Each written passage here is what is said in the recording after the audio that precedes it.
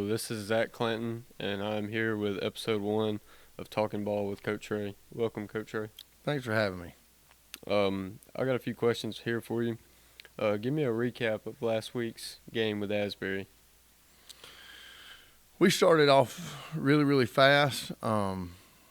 Defense is about reacting to certain situations and certain circumstances, and being able to think on your feet, if you will. And they come out in something completely different than what they had shown on film, and we were able to adjust defensively. And we had several familiar faces to us, but new to starting. We had 7 new starters on defense last week. They stepped up. They played great. We still made some mistakes here or there, but all in all, we really done a great job. We've done a phenomenal job attacking the football and running around and I think it was about as good a job as you could possibly do, being physical. And our kids are starting to buy in. And I know that sounds negative, but I mean that in the most positive, most flattering way. Like we have really bought into the fact that if you play us, you're going to get hit. And our kids are playing aggressive, and we started fast on offense. Of course, Rogers had another huge week. He had 5 more touchdowns. And I was so wrapped up in the game, I didn't realize until we were on the way home that he was able to score 5 more touchdowns this week. So that's another huge week for him. Offensive line pass pro'd very well. To my knowledge, I don't think we ran the football a single time until we got inside the 10-yard line or so. So we pass pro'd a lot better this week. Our quarterbacks done a tremendous job completing the football, throwing it on time, getting rid of it, delivering the ball where it needs to be. And several guys had big weeks receiving the football. We played about as clean as you could expect a team to play. Obviously, there's some things that need to be worked on, and I think I'm probably the most negative of all the coaches. I try to find something to work on, or something to gripe about or complain about, or bring up, if you will, to our kids. But you really have to work. You really have to work. We've gotten better each week, and as long as that continues to be the case, then we're going to be a hard out later on in the season. Well, moving on from that, jumping on to this week, what has your rivalry with Sandrock been like throughout your career? It never was much of a rivalry. I mean, we beat them to sleep in everything we ever played them in. I think to my knowledge, the only game that we ever lost, I was an 8th grader playing against their 9th and 10th graders in the county tournament, and we ended up losing by a point or two. But that was a fluke. We had beat them the year before, and they ended up. Their 9th and 10th graders beat us as 8th graders, and then I think we might have lost a baseball game here or there. But I mean, we just never what you would call a rivalry. We were a bigger school than them, and we enjoyed playing Sandrock because it was just it was one of those things we knew we were going to win, and we could let the wind out of their sails, if you will. And I always wanted to make sure they knew, like, no matter how good a season they're having or how good they're playing, you don't belong on the field with us. And again, we're a 3A school, and we are technically a bigger school, but we're right down the road. We've got relatively the same amount of kids that they have, and it is a big rivalry here, and that's not always been the case. We were competitive with one another. We grew up playing Little League baseball and church league basketball and stuff like that. But we were a lot bigger school than Sandrock, and they had some great athletes: Cody Adams, Brian Beck, Jordy Fleming, Chris Weaver. I mean, they were even guys that were older than us. Tony Hendon, Ross Lumsden. I mean, there's a ton of athletes, and they were coached very well back then. Rusty Jakeaway was the head football coach, and his wife was like my school mom, because my dad and Miss Jakeaway were in the career tech building at Cherokee County, so she was a home ec teacher, and my dad was the ag teacher. So I thought the world of Coach Jakeaway. He done a great job up there for years, and I think he's a Collinsville guy. So I don't know what he's doing now, but maybe he'll have on his red and white instead of his maroon this week. But I think he's got a grandson on the team, so I'm sure he's still a Sandrock guy through and through. I think he's kind of royalty up there. Well, moving on from that, how does rivalries in general, like, how do they differ from being a coach and being a player? When you're a player, you want to win, so you can, have bragging rights, if you will. As a coach, you want to win so you can keep your job. For a player, it meant bragging rights. For me, it means indoor plumbing and electricity and running water. So it's a big deal here in Collinsville, and it's a big deal in Sandrock.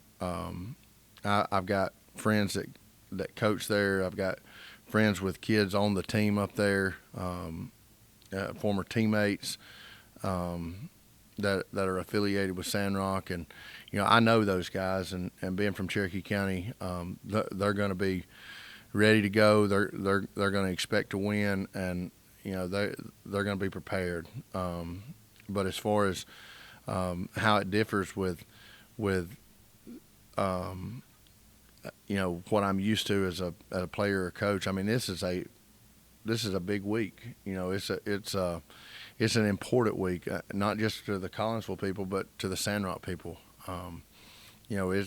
It's do or die, and it's on our kids' minds, and what we try to do with our kids here is just remind them, it doesn't really matter what they do. It's about what we do, and we want them to play clean and play fast and play physical and just hit them with your face. I mean, that's our brand of ball, and the cleaner we play, the more physical we play, the faster we can react, the better off it's going to be for us. So, yes, we hadn't had to motivate anybody to lift weights or show up to practice or run or do what they're supposed to. Nobody wants to miss this game. So we're excited to have them come into town, and we look forward to everything that the rivalry means. It's a great stage, and for them it'll be one of the biggest ball games that they're going to play all year. As you prepare and study to take on Sandrock this week, what do you see? Well, it depends on which side of the ball you're looking at. There's an old saying: if you see a lot, you see very little. You see very little, you see a lot. So breaking it down just position by position, I think the kids play hard. I think they've got a lot of kids with a desire to be good. I think they give effort. I don't think they're scared. I think they are a physical football team. And there's a bunch of good athletes still at Sandrock. I mean, if you look at what Cherokee County has done, I mean, they've got several kids on the baseball team and football team at Cherokee County now. That's from over there. I'm sitting here talking to you. You're a good athlete for us. You're a good kid. There's several kids that I've been around. Just in a restaurant type setting, and throughout the I guess my time as a coach or a player or being involved with Sandrock. I mentioned several of those guys like Jordy Fleming and Cody Adams and Ross Lumsden and those guys. It was no different then than now. They come from great families. They come from great parents, and they're respectful kids, and they're competitive, but they're just good human beings. And you're not going to get a lot of trash talking. You're not going to get a lot of cheap shotting. You're not going to get a lot of unnecessary roughness or penalties. They're not going to beat themselves. Those kids are good kids, and it's unfortunate that they got to come down here because we've got the same type kids. It's going to be physical, and we want our kids to play within the rules. But I just think that our kids right now have got the edge when it comes to experience, chemistry, athleticism. I mean, we have had a good year. We've got some kids dinged up. We've got some kids hurt. Obviously, losing Travis Ledford. He was playing as good as linebacker as you could possibly play, and losing a kid like that who is also from Sandrock, it hurts for him to be out for our team. But I know it's got to bother him, being from Sandrock and now being a student down here. But you see the things that they're doing on film, and they're very close to being a good football team. And not saying that they're not a good football team, but they could, Sandrock has been elite in years past, and they're very, very close to becoming elite again, especially in 2A and in the region that they play in. They're a competitive group. They're very well coached, and they're competitive. And sometimes, no matter how much work you put in or whatever, something good has got to happen for the tide to kind of turn and the luck, if you will, to turn around. And we're doing everything we can to keep that from happening this Friday, because it's a talented group, and we know they're excited. You don't have to get our kids up for it, and I know we won't have to get their kids up for it. So we're looking for a clean football game, and we're gonna play them as hard as we could possibly play them. But I really, really enjoy watching a group like Sandrock play, because they never lay down, they never quit, they keep playing every play for what it is. And that's the kind of team you want to play. You don't want to charge people $5, $6, $7 to get in the ball game and it be a blowout. And I think it'll be competitive, and we're looking to jump out early and get going, and hopefully they're ready to play, because when they step on that field, they need to have that chin strap tight, because they will get hits Friday night. I can promise you that. I don't know what the score will be, but they will get hit.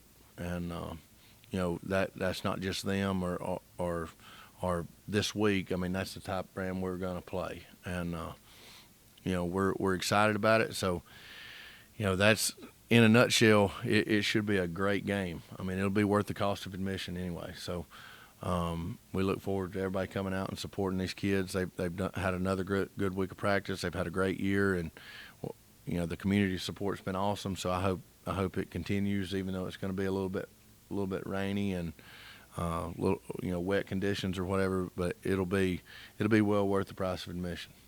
Sounds good. Well, I look forward to watching, Coach. Well, I appreciate it. Thanks for having me.